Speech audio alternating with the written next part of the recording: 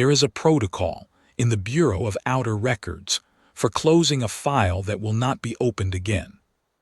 It is not a ceremony. There are no witnesses called, no speeches given, no candles lit in the tradition of our oldest archives. It is simply a set of actions performed in a specific order, logged and countersigned, at the end of which a physical and digital lock is applied simultaneously. Two keys turned by two different hands, neither of whom is permitted to speak during the procedure. Once the lock engages, the file moves from active status to the category labeled, without further elaboration, Terminus. No retrieval requests are processed from Terminus. No partial access is granted. No research exemptions exist. The file remains in the vault. The vault remains sealed. The designation on the outer record is updated to reflect the closure, and the matter is, by law and by custom, ended. I have closed 4 files in my career at the Bureau. 3 of them were mineral surveys from the early colonial period, their claims long since expired, their subjects 2 asteroid belts and a dead moon, stripped, exhausted, and formally abandoned. Closing them required nothing of me except attention to procedure. I turned the keys with my colleague Ossevel, who works the station opposite mine in the Archive of Outer Claims, and we did not speak, as regulations require, and afterward we went to the common room and drank something warm, and by the following morning I had already begun to forget the file numbers. The asteroid belts did not trouble me. The dead moon did not trouble me. The 4th file is the reason I am writing this. I am Orath Duvin, 6th rank historian of the Bureau of Outer Records, assigned to the Thessic Galactic Conservancy, stationed at the primary archive on Vethasan. I have worked in this building for 31 years. I have cataloged survey reports, conflict assessments, species contact dossiers, navigational anomalies, and the long, patient bureaucratic residue of a civilization that keeps records the way other civilizations build temples, because we believe, in ways we do not always articulate, that what is written down cannot entirely be lost. I was trained to be exact. I was trained to be dispassionate. I was trained to understand that the work of preservation is not the same as the work of judgment, and that my function is to keep, accurately and in full, whatever is entrusted to me, regardless of what I personally think of its contents. I was not trained for the Kaveth margin file.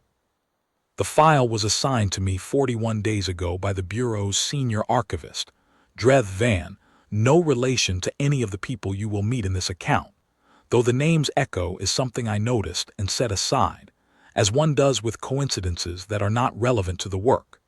Senior archivist Van told me only that the file was a margin holdings transfer, that it required a final review before Terminus designation, and that she estimated 3 weeks for completion. She set the file on my desk without ceremony. It occupied half the surface. The physical portion alone ran to 6 separate binders, each approximately the width of my hand pressed flat, containing the original paper documents that had been digitized but, per Bureau policy, never discarded. The remainder of the desk held the 3 physical storage units containing the digital record. 3 weeks she had estimated. It took 41 days. The Kaveth margin was a navigational designation applied to a zone of approximately 43 parsecs in the outer arm of the 4th galactic quadrant, lying at the boundary between Thessic surveyed space and the region that our charts have recorded for the last 219 years. Simply as Designation H, I say simply. I mean the word exactly as it sounds, without elaboration, without specification, without any of the supplementary notations, resource assessment, hazard index, contact protocol, species inventory, approach recommendation, restricted access flag, that attach to every other sector in our navigational database. Every other sector. I want to be clear about that. In 219 years of the Thessic Conservancy's navigational database, across a charted region that encompasses more than 4,000 discrete sector designations, there is one sector with a blank supplementary field. One sector for which the database contains no further information beyond the sector designation itself and the coordinates that define its boundaries. One sector that exists in the navigational record as a shape, a volume of space with a name and a location, and nothing more. You can pull up the database entry for Designation H and find the sector name, find the coordinates, and find where the supplementary data should begin, a field that is empty. The blank is not an accident or an oversight. In the Bureau's digital archive, a blank in the supplementary field does not indicate missing data. It indicates a deliberate determination that no further data will be entered. The blank is a decision. Someone, at some point, looked at the supplementary field for Designation H, considered what might be written there, and chose instead to write nothing. The act of leaving the field empty is as much an archival action as filling it would have been. The blank means, we considered this, and we chose not to say. I know who made that choice. Her name was Solon Varath, and she was the third-rank survey controller for the Outer Arm Assessment Division in the year 2206 of the Thessic Common Calendar, 219 years before I was given the Kaveth margin file. She was 38 years old when she made the determination. She held her post for another 22 years after that, serving without apparent incident, accepted the Bureau's standard commendation for long service, and retired at 60, moved to the coastal district of Osvitsan on the Conservancy's second planet, and died 11 years later of a respiratory illness common in the orbital districts where she had spent her childhood. Her personnel record is thorough and unremarkable. She was cited twice for excellent work in her early career. She received standard merit evaluations for the remainder of it. She was never disciplined. She was never cited for irregularity. The only unusual notation in her entire career file is a single line, entered in the year she made the determination about Designation H, in a field reserved for supervisory remarks. Assessment of Designation H is complete. Controller Varath recommends no further action and no further notation. Recommendation accepted. File transferred to Margin Holdings. And then, in Varath's own handwriting, in the physical copy that has been in the Margin Holdings vault since the day it was filed, in the narrow white margin at the bottom of the page, below the last line of official text, in ink that has faded slightly over 219 years but remains entirely legible. Do not send anyone else. 5 words. They were entered not in the official field but in the physical margin of the page, where annotations are permitted by regulation but not required.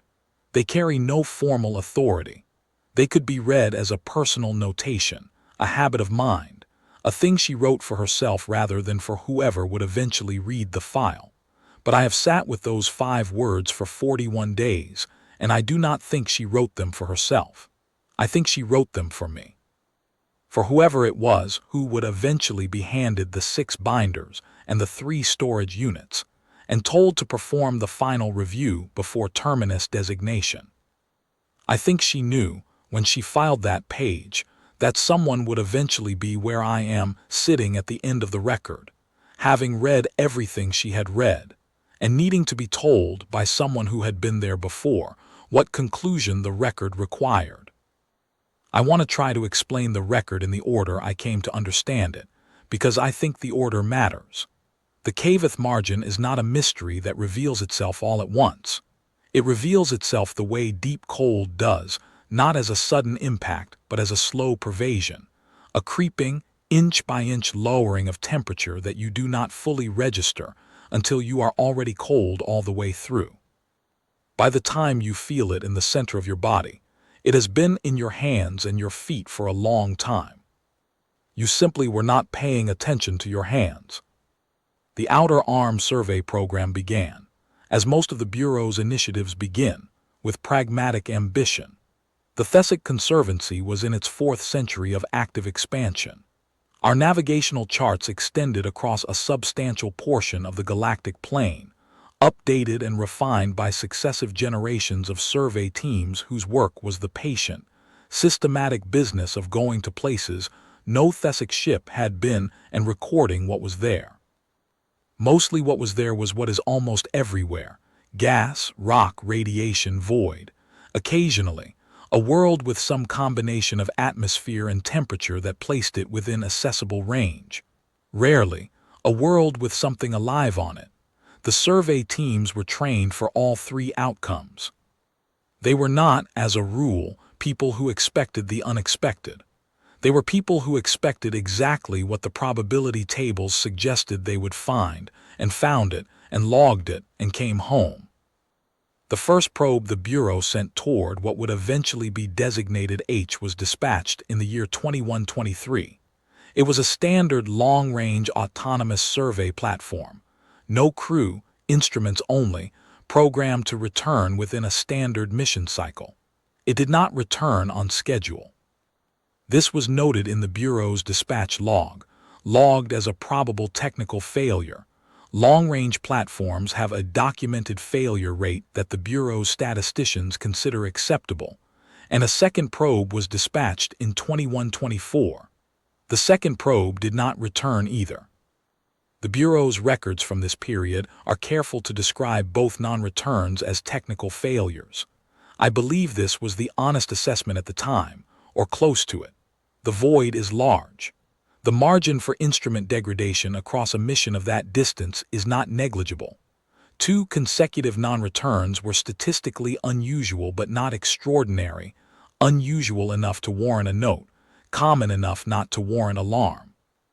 The Bureau logged them, adjusted its maintenance assessment for that probe class, and moved forward. A crewed survey vessel, the Thessic Margin Surveyor de la Thoron *, a Class 3 long-range explorer carrying a crew of 9, was dispatched in 2131. Its mission was to assess the region where both probes had been directed and determine whether the non-returns were attributable to a navigational anomaly, a gravitational interference, or simple instrument degradation.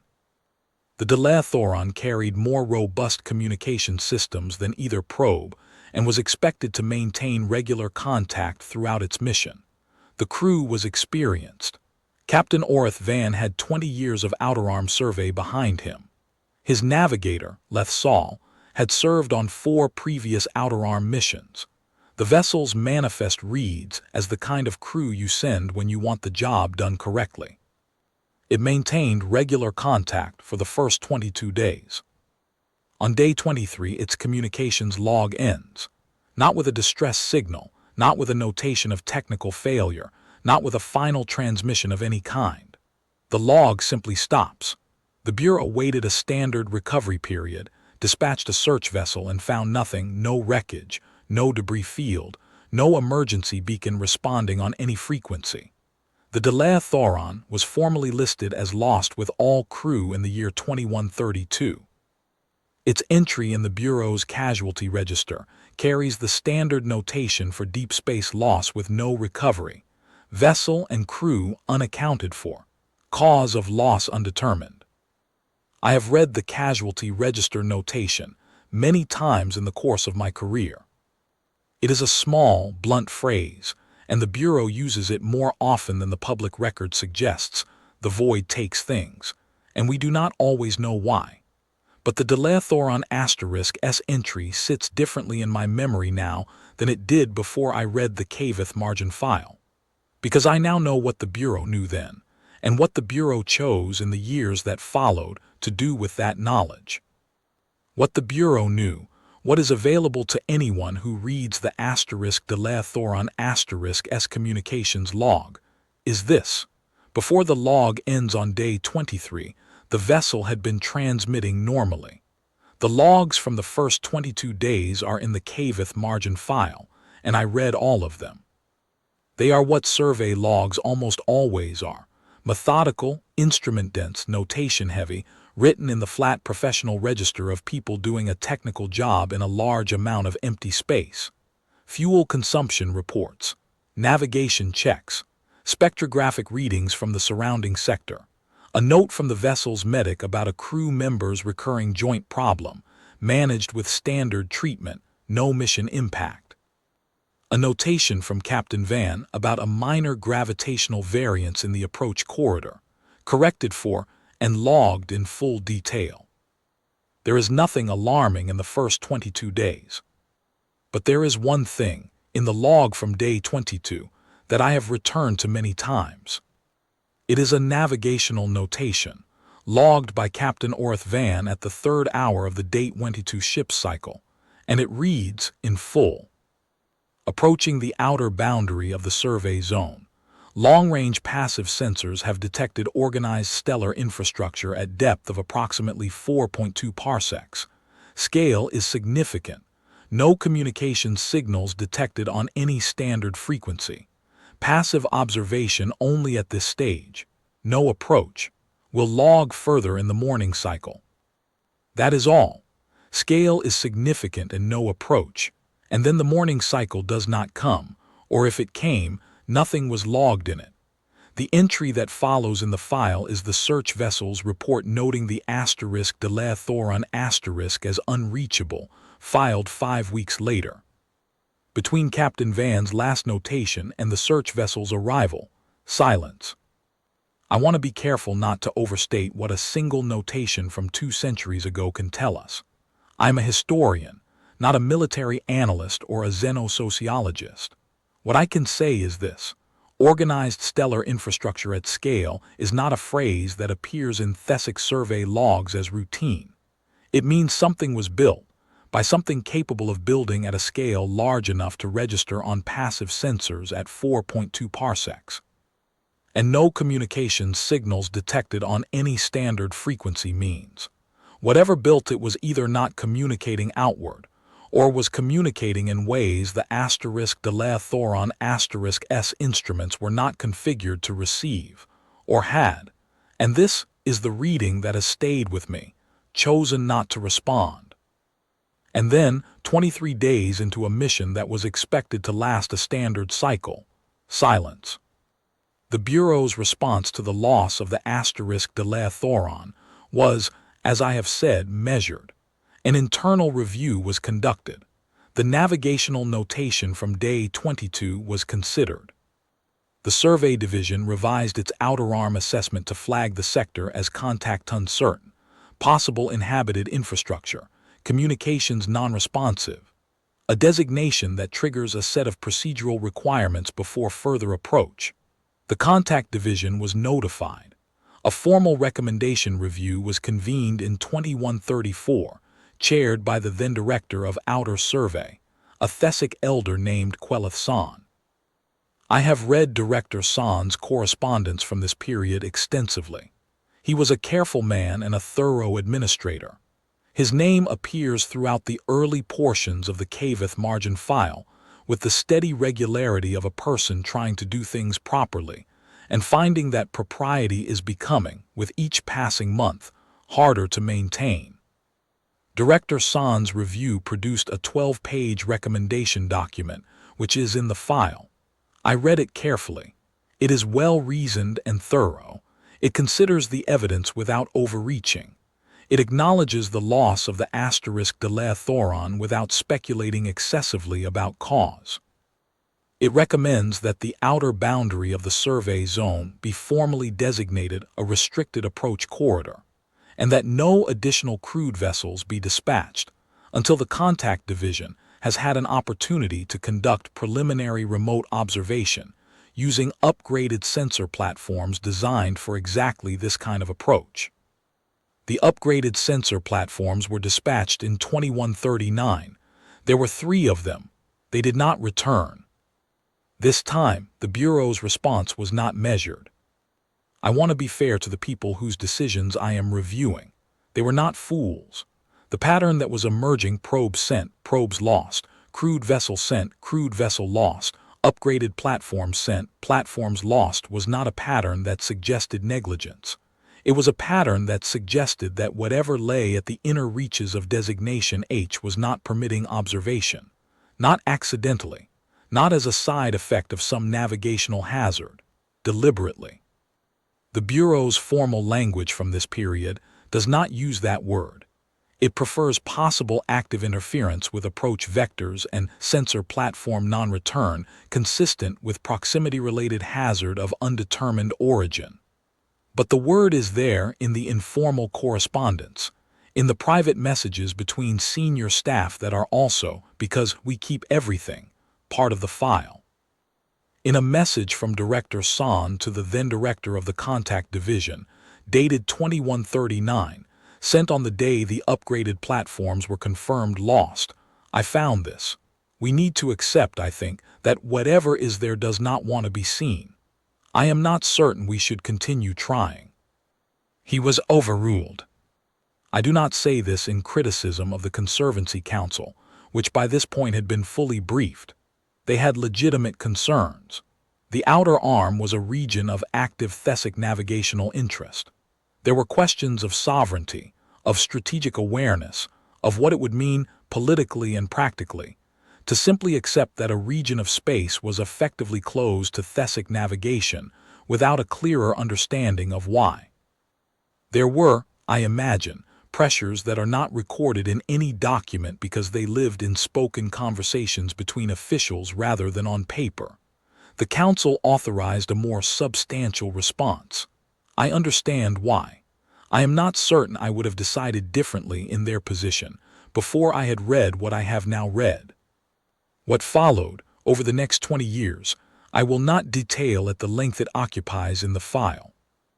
The Kaveth margin file's middle section, roughly documents 340 through 780, which occupied 21 of my 41 days, is a record of a systematic, increasingly resourced and ultimately comprehensive Thesic effort to understand what lay inside Designation H survey vessels, contact vessels, military observation platforms, a joint survey military expedition, a second joint expedition, a third, each dispatched with more capability than the last.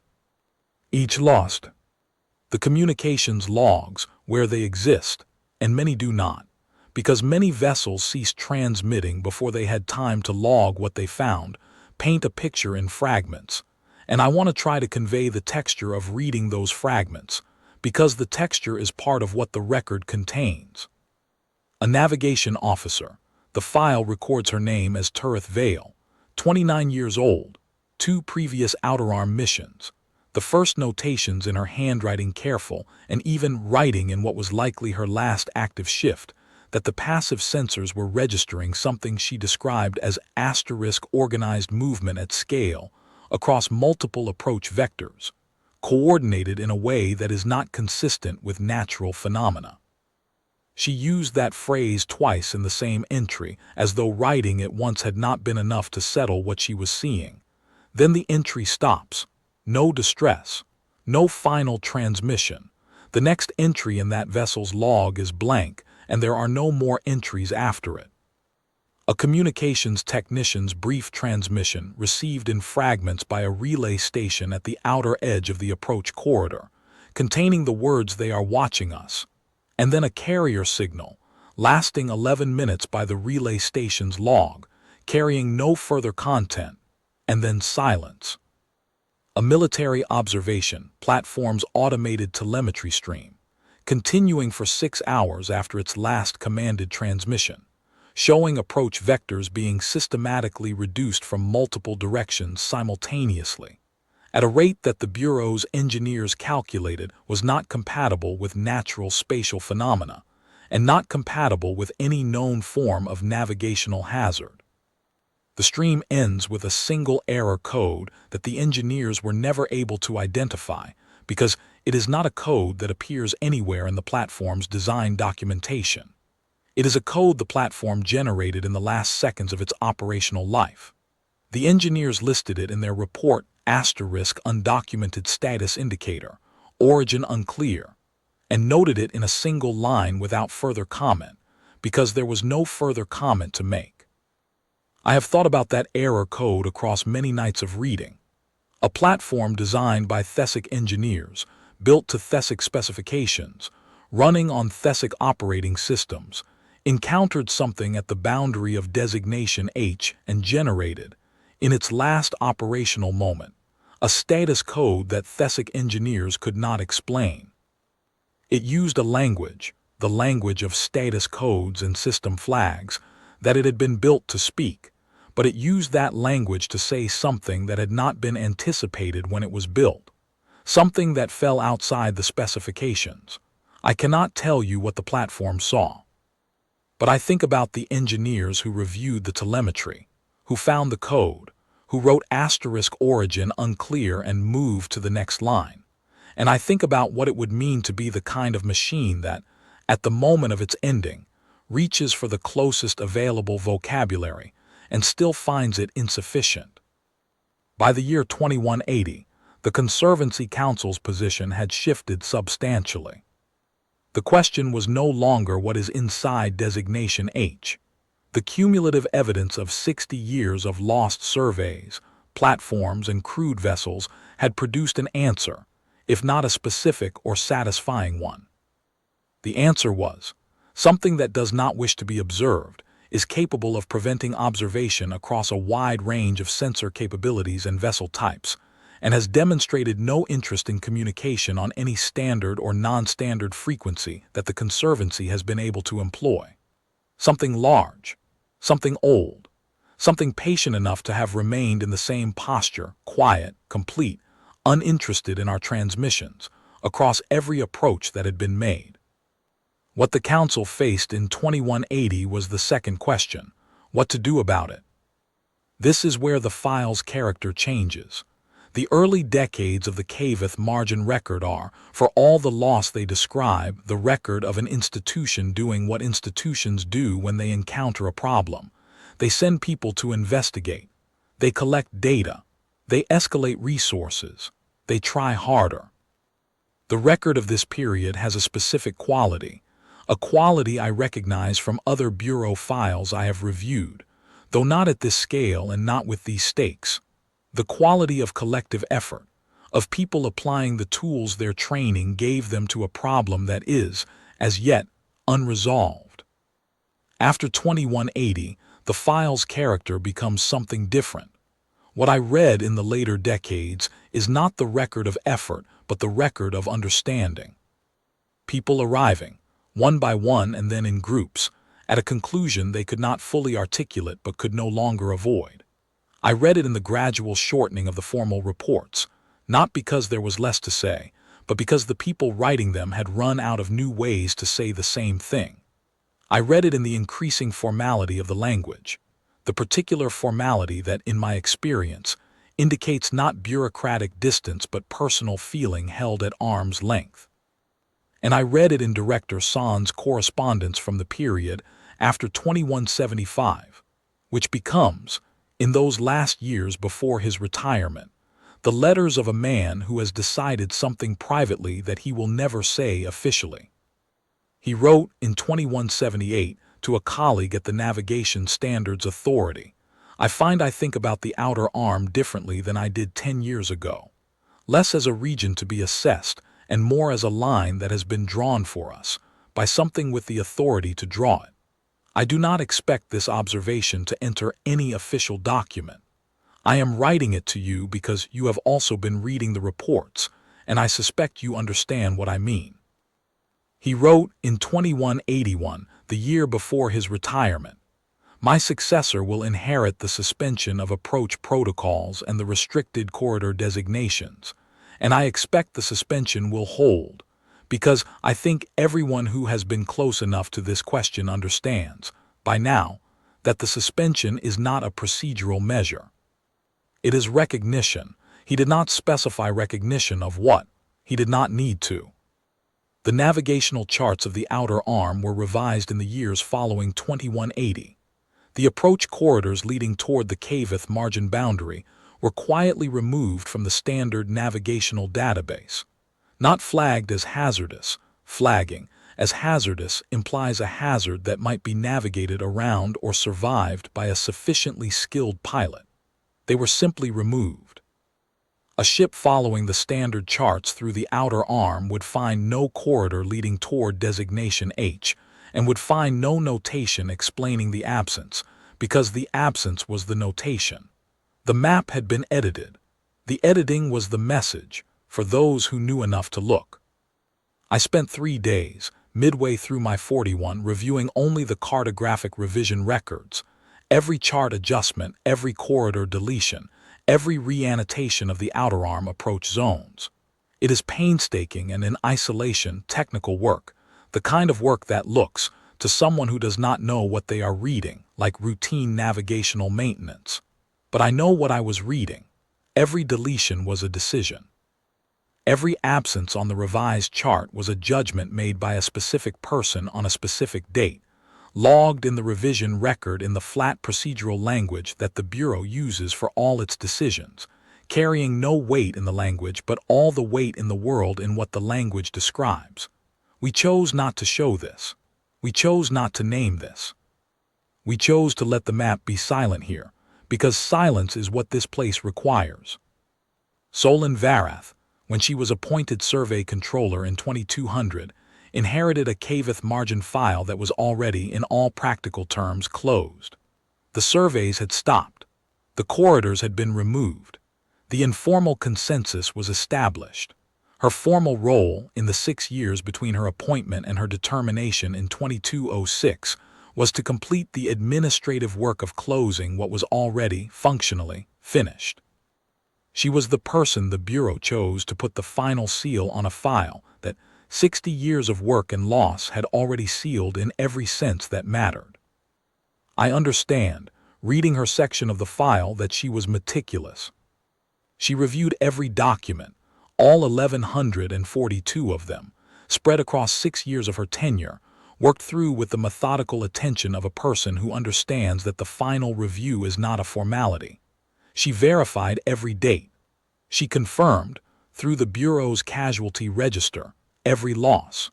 She cross-referenced the survey logs against the navigational revision records and found the record consistent. And then, with the authority of her office, she made the determination that the Kaveth margin file would be transferred to Margin Holdings, and that the supplementary field for Designation H in the navigational database would remain blank. And she wrote 5 words in the margin of a physical page and set the pen down. I want to tell you about the final document in the file now. I have been working toward it for most of this account, because it is what the account is, in the end, about. The final document is not a recommendation, and not a navigational adjustment, and not a casualty register entry. It is a brief report, entered in the Bureau's intake system 4 days before Solon Varath made her determination, as though whoever wrote it knew the determination was coming and wanted to be inside the file before the file closed. It was authored by a retired Thessic military intelligence analyst named Dove Kale, submitted voluntarily, without prompting, in the category the Bureau maintains for unrequested external contributions. That category is technically open to any citizen of the Conservancy. In practice, it is almost never used. Dove Kale was 71 years old when he submitted his report. He had served for 30 years in the Conservancy's Outer Arm Intelligence Division before his retirement.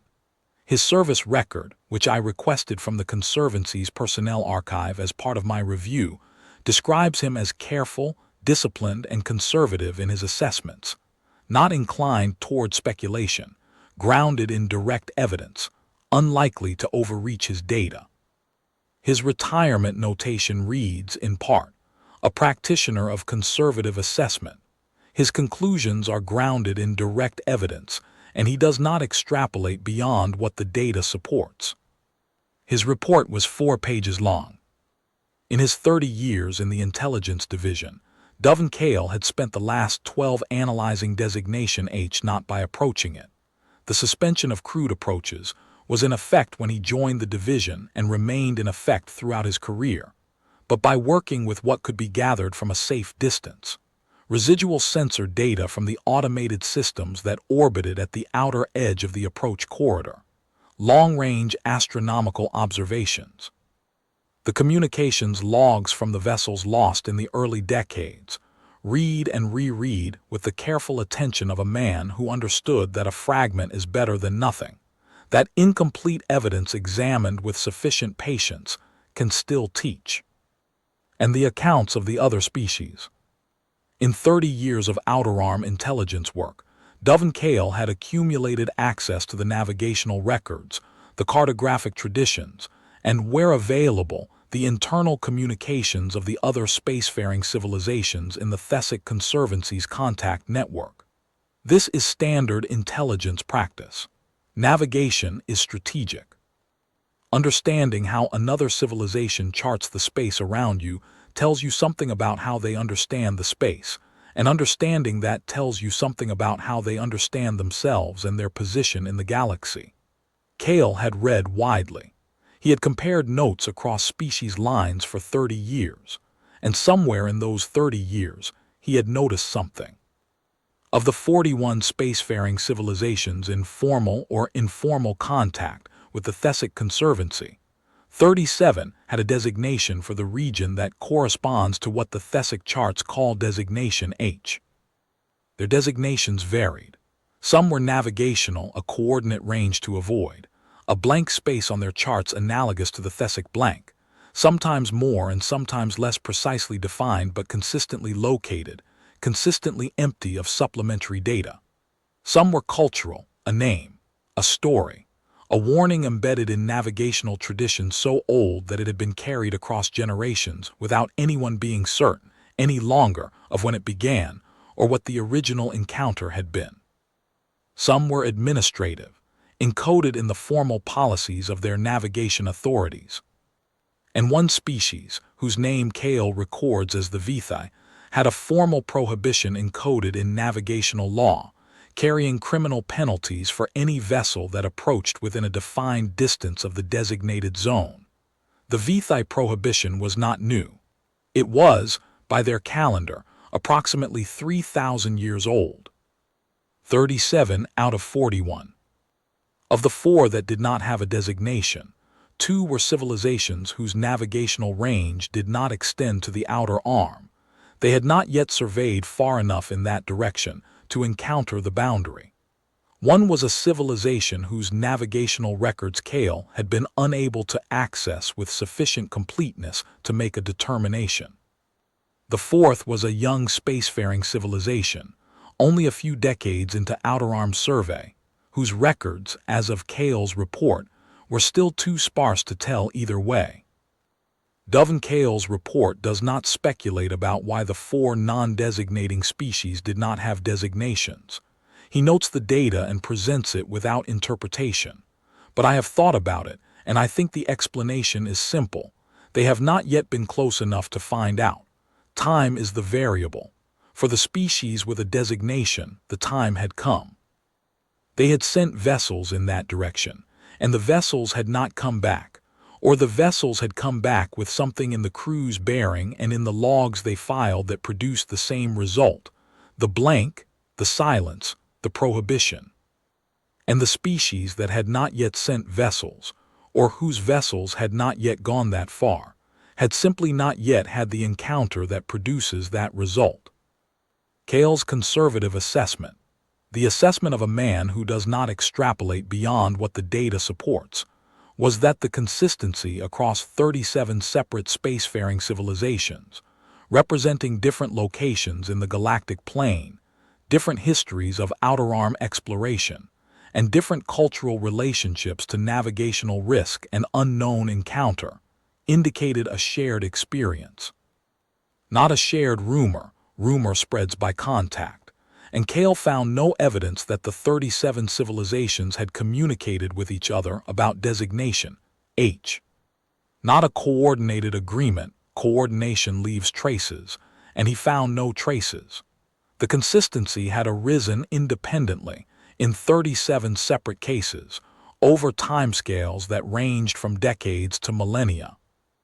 What had produced that consistency, in Kale's assessment, was the same thing that had produced the blank in the Thessic navigational database, the same thing that had produced Solon Varath's 5 words, the same thing that had produced the Delethoron *S last notation, and the automated platform's undocumented error code, and the communications technicians they are watching us on a carrier signal that lasted 11 minutes and went nowhere. 37 civilizations had looked at Designation H at different times and from different angles and with different instruments, and had arrived independently at the same conclusion. They had stopped, not been stopped, in the way that a vessel is stopped by a weapons system or a gravitational anomaly or a navigational barrier. Stopped themselves, looked at what was there and made the same choice. Dovin-Cale's report does not use the word afraid. He was a conservative analyst, and afraid is a word that assigns an emotional state to 37 civilizations based on a behavioral pattern that could, in principle, have other explanations.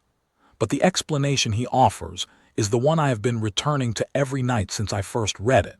He writes, what the consistency suggests is that the species within Designation H have made themselves understood.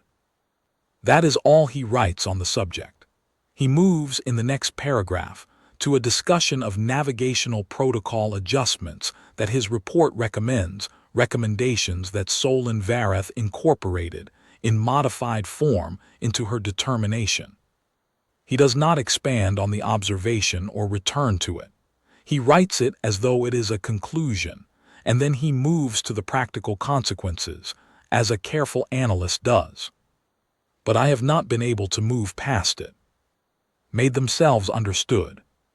Not through communication, no communication signal, on any standard or non-standard frequency, has ever been received from Designation H by any Thesic vessel or sensor platform, or the vessels and platforms of any of the 37 other species whose records Cale reviewed. Not through wreckage or aftermath. There is no wreckage, and the absence of wreckage is, I now believe, one of the most important things the record tells us. Not through a declaration or a demonstration or a formal warning. Made themselves understood through the simplest possible mechanism, by producing, in every civilization that has approached them, the same result. A result so consistent and so complete that across 37 separate spacefaring civilizations spanning 3,000 years of recorded history, not one has found a reason to arrive at a different conclusion. There is a specific quality to that kind of power, and I have been trying to name it for weeks. It is not the power of a thing that fights. Fighting produces wreckage, and wreckage is communication. Wreckage says we did this to you, and we are capable of this, and you should not come closer. There is no wreckage at the boundary of Designation H. Nothing was sent back broken as a warning. Nothing was destroyed in a way that left evidence of destruction. Whatever happened to the vessels that approached, the *Deleathoron*, the probes, the upgraded platforms, the joint expeditions, happened completely and quietly and left no trace of itself behind. The void at the boundary of Designation H is exactly as empty, to any sensor that does not go too far, as the void anywhere else in the outer arm. The power I am trying to name is the power of a thing that, when approached, does not need to warn. It only needs to resolve. The approaching thing was there. Now the approaching thing is not there. The resolution is complete and quiet and leaves the void unchanged. Whatever the approaching thing learned or understood or experienced in its last moments is not recorded anywhere, because whatever it was also is not there anymore. And what remains, what has always remained, is the absence, consistent, clean, and old enough that 37 civilizations have had time to notice it and draw the same conclusion. The conclusion is not that Designation H is dangerous in the way a predator is dangerous, or in the way a weapon system is dangerous, or in the way any threat is dangerous that can be measured, mapped, and in principle outmaneuvered or overwhelmed. Those dangers produce wreckage and survivors and intelligence data that can be analyzed and used. The conclusion is something harder to describe and harder to act against. That whatever lives inside Designation H is operating by a set of rules that are not our rules, at a scale, and with a comprehensiveness that makes the distinction between warning and resolution irrelevant.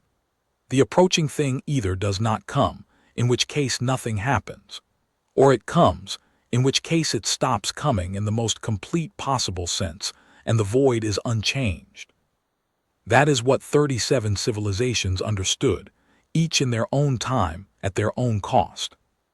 I want to stay with the joint expedition records for a moment longer, because I spent 6 days reading them, and they contain something I have not yet described.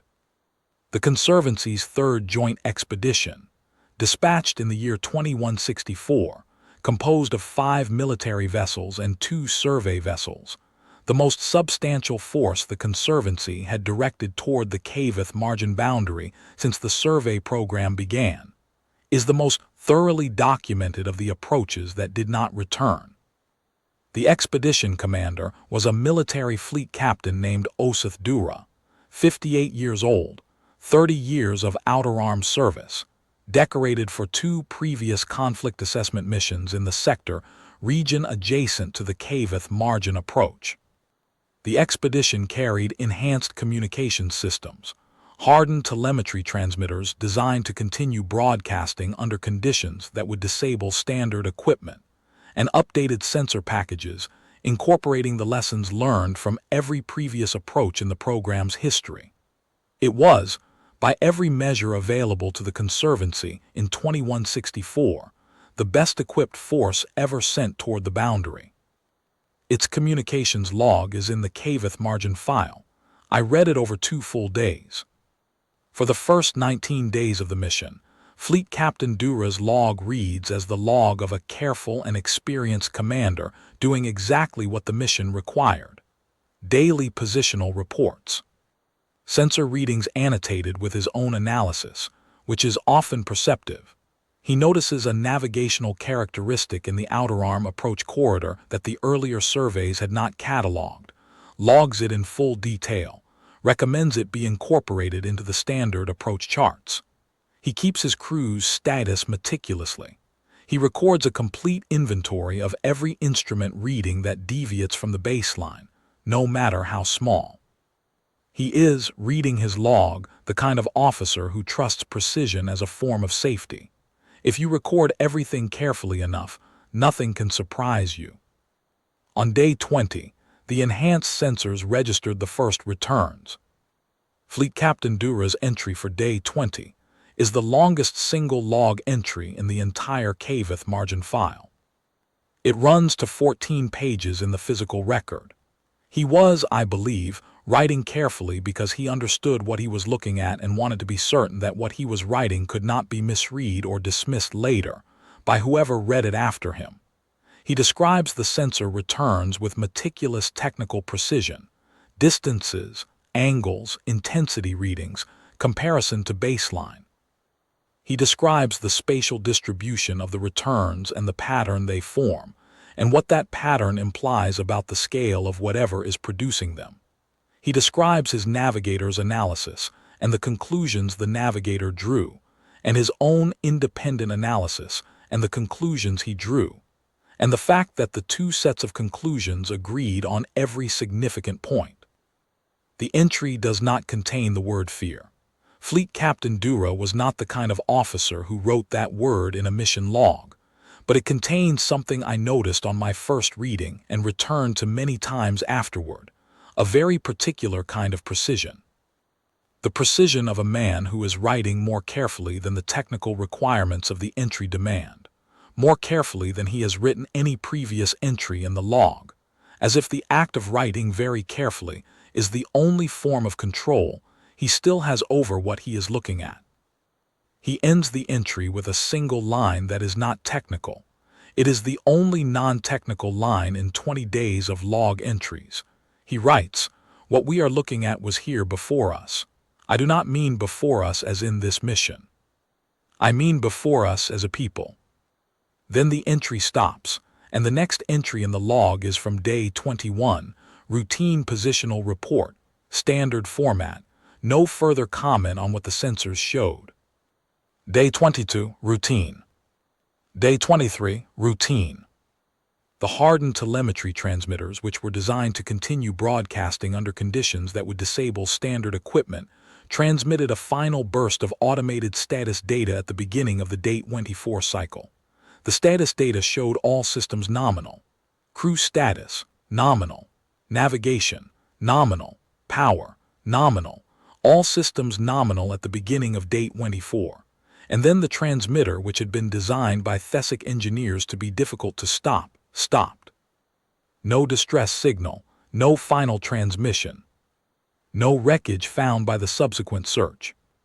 7 vessels, 211 crew members, the most comprehensive Thesic outer-arm expedition ever mounted, nominal at the start of day 24, and then resolved. I want to be honest about what reading that entry did to me. I have been a historian for 31 years. I have read casualty records, conflict assessments, loss reports. I have learned, as all archivists learn, the professional discipline of holding the record at a slight distance, not because the people in it do not matter, but because the distance is what allows you to see the whole shape of what happened rather than only the grief of a single moment. The Kaveth margin file tested that discipline more than any record I have previously reviewed. Fleet Captain Osith Dura wrote, "What we are looking at was here before us. I do not mean before us as in this mission. I mean before us as a people."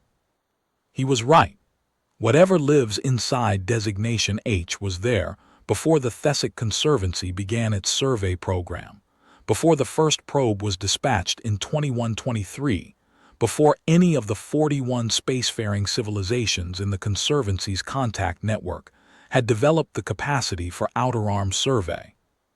It was there before the Vithai's 3,000-year prohibition, which means it was a known quantity, known in the particular way that producing consistent behavior across 3,000 years of incoming civilizations produces a known quantity for at least 3 millennia, and almost certainly much longer. The Kaveth margin file covers 83 years of Thesic encounter, with Designation H. The 37 civilizations in Kale's analysis add another 3,000 years of surrounding encounter. But whatever is inside was not waiting for the first of those encounters. It was there. It has always, in any timescale relevant to spacefaring civilizations, been there. That is part of what makes the silence so complete. It is not the silence of something hidden or something that does not know it is being approached. It is the silence of something so thoroughly present, so entirely settled in its own existence, that communication with what approaches it is simply not a transaction it needs to conduct. The approaching civilization approaches. The approaching civilization measures what is there. The approaching civilization makes the conclusion that the measurement requires. The record in Designation H is unchanged. The void at the boundary is unchanged. The silence is unchanged. 3,000 years of unchanged silence is not indifference. I want to be very precise about this. Indifference would not produce 37 consistent conclusions. Indifference does not watch. Indifference does not resolve. What I am describing, what the record describes, across 83 years of Thesic encounters and 3,000 years of surrounding galactic history, is something that is comprehensively aware of every approach and has, for 3,000 years at minimum, determined that the appropriate response is not communication but presence, not warning but existence. The approaching civilization does not need to be warned. It needs only to be seen by what it is approaching, clearly enough and completely enough that the seeing itself becomes the answer to the question the approach was asking. The question again is, what are you? The answer again is, you already know. You have always known from the moment you were close enough to look. You knew it the way Fleet Captain Dura knew it when he wrote that line on day 20 of his mission, and then returned to the technical language of a mission log, as if the technical language could hold the knowing at bay until he had finished his work. You know it the way Solon Varath knew it when she wrote 5 words in the margin of a page rather than in the official field, because the official field is for what can be said in official language, and there are things that cannot be said in official language without becoming smaller than they are. That is what I understand now, sitting at the end of the Kaveth margin file, 41 days after I opened it. I am going to close this file. I want to record, before I do, the state of the Kaveth margin as it exists today, 219 years after Solon Vareth made her determination, and 41 days after I was given the file she left behind. The approach corridors to Designation H remain removed from the standard navigational database. No Thessic vessel has approached the boundary of the Kaveth margin in the 219 years since the suspension was put in place. The Conservancy's Outer Arm Intelligence Division continues to maintain the automated sensor platforms at the outer edge of the approach corridor. I confirmed this with the division's administrative office during my review and continues to analyze their data. I did not request the current data as part of my review. My scope is the historical record, but I have been told by the division contact who confirmed the platform's continued operation that the assessment has not changed. The infrastructure that Captain Orith Van described as significant in scale is, presumably, still there. Present in whatever sense applies to something that does not communicate outward and does not send wreckage. Patient in whatever sense patience means for something that has been there, across the records of 37 civilizations, for at least 3,000 years. Present in the way that old things are present, not urgently, not demandingly, not with any quality that resembles announcement, but with the settled, complete authority of something that has never needed to assert itself because the question has always resolved before it could be pressed. The void is unchanged. The silence is intact. I want to record one more thing, and then I will seal the file. In 41 days of reading, I did not find a single entry in the Kaveth margin file that described Designation H in terms of hostility. The Bureau's careful language does not use that word. Dove&Cale's conservative analysis does not use it. Solon Vareth's 5 words do not use it. The communications fragments from the vessels that went in, fragmented as they are, incomplete as they are, do not describe the experience of being attacked. The navigation officer who wrote about organized movement across multiple approach vectors was not describing weapons. The communications technician who transmitted "they are watching us" was not describing a threat display. They were describing the experience of being seen. There is a difference, a profound and, I believe, essential difference, between being destroyed by something and being observed by something until you stop. The first is an act done to you. The second is a process in which you participate. The first requires nothing of you except the capacity to be destroyed.